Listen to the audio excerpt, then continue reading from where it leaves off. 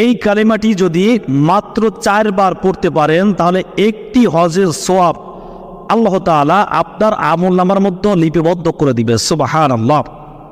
সম্মানিত দিনী ভাই ও বোনেরা, অবশ্যই ভিডিওটি শেয়ার করে অন্যকে আমল করার সুযোগ করে দিবেন। সেই কালেমাটি হচ্ছে কালেমায়ে তামজিদ।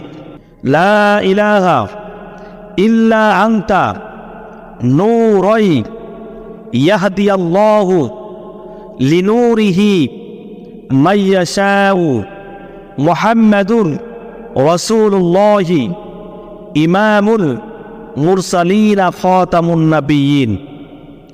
এই কালেমাটি যদি আপনি প্রতিদিন 4 বার তেলাওয়াত করতে পারেন, 4 বার পড়তে পারেন, তাহলে একটি হজের সওয়াব আল্লাহ তাআলা আপনার আমলনামার মধ্যে লিপিবদ্ধ করে দিবে।